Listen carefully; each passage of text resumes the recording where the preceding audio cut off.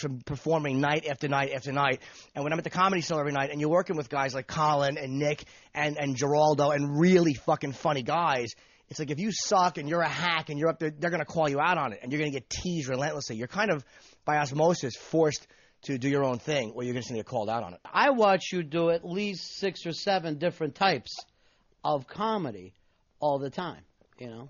Well, it's like a guy, like when you do like Leno or something like that, like the way it works for the Tonight Show is they know what you're going to, they say, just tell us, give us 3 panel minutes, tell us pretty much what you're going to do, so they have to put it through their censors, and give us the out cue, the out word, and then Jay will ask the next question. So you kind of have an idea of where it's going to go. Leno's pretty much, boom, boom, boom.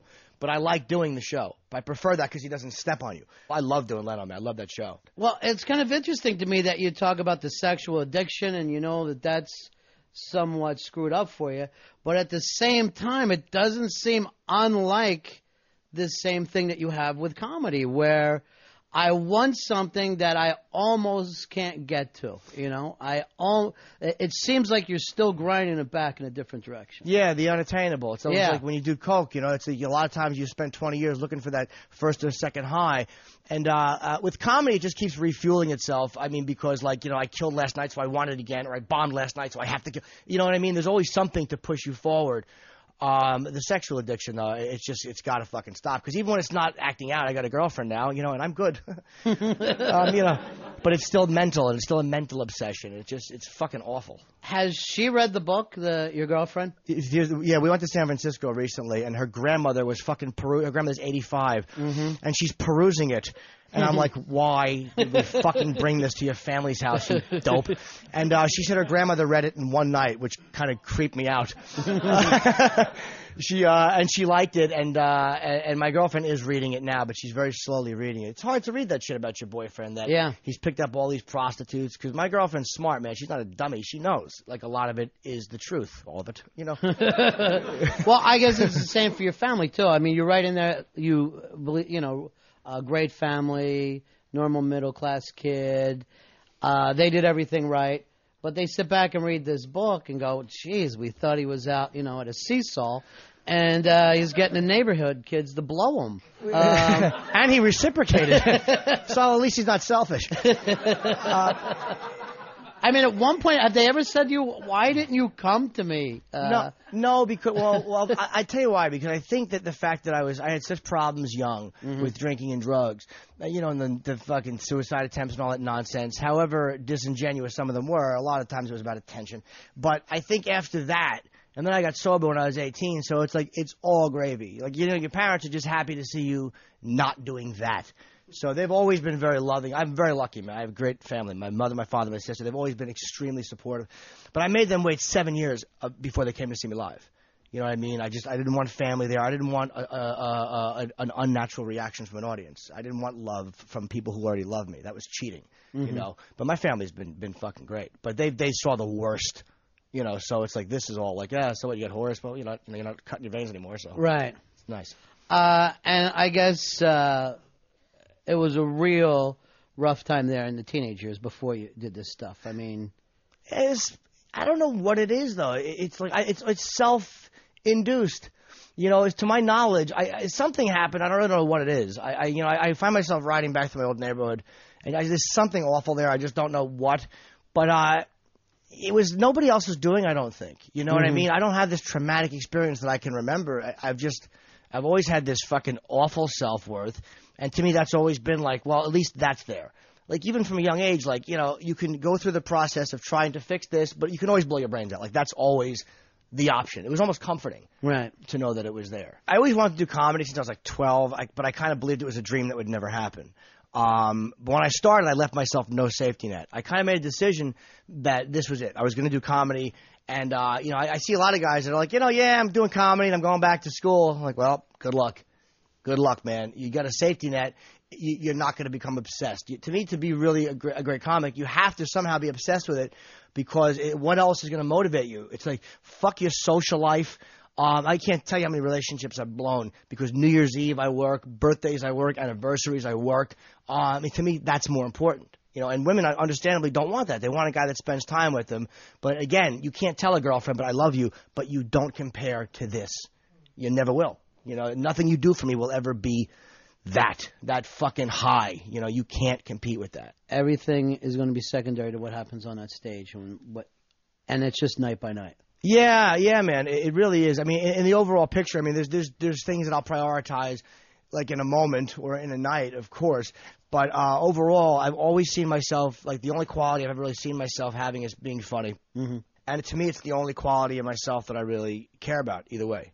I think I'm a nice guy off stage. I'm a caring person, whatever. But I mean, the thing I associate myself with is that. So that's all I'm really focused on is you are gigs. A comic. I mean, it's not something you do. It's something you are. I mean, what else am I going to do? I mean, it's like I've always loved doing it. I've always loved making people laugh. So it's kind of like the natural thing.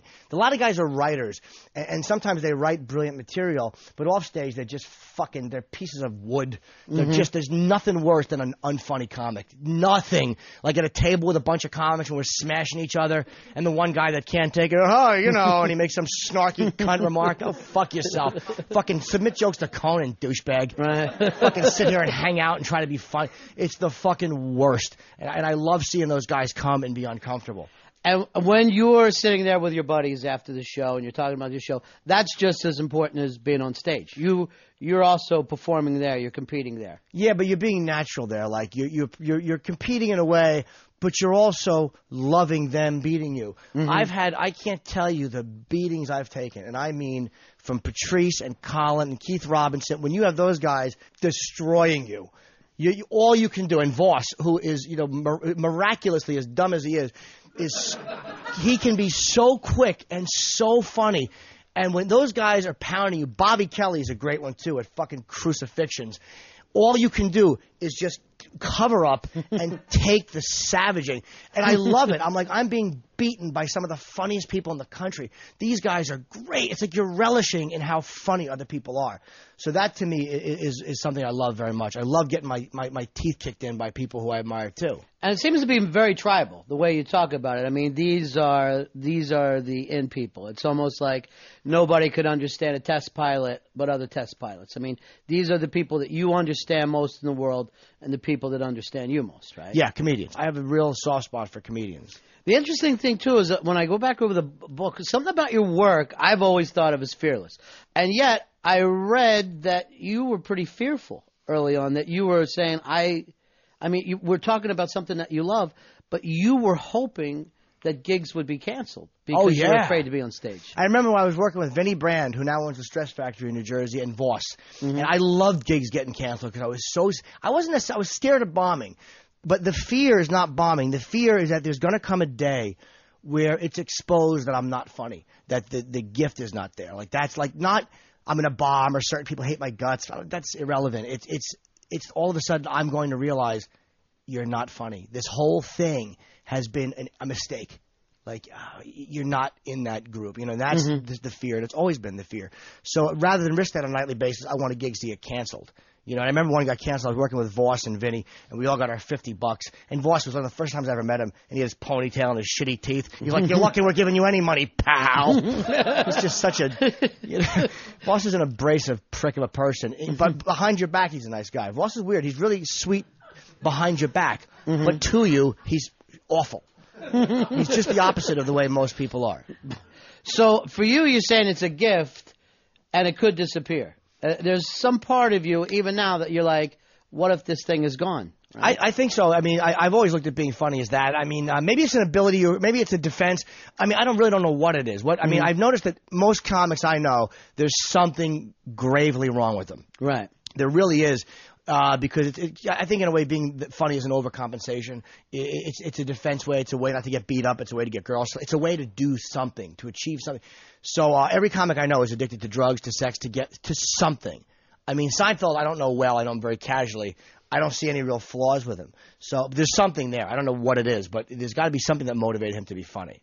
It could be his wife, but that's just me. I don't know. It might be mean to say. Tell me what the gift is, though. You said this gift. The way I look at it is to be able to make other people laugh. Right. Because it's like even people who I don't think are funny, like I think that guy sucks. I still know when somebody's funny. Even Right. if he doesn't make me laugh at all, I still understand that he's a funny guy. Or that was fucking funny. And to me, the high of making people laugh, I love doing it, and I feel gifted to be able to do it. Not like gifted like I have something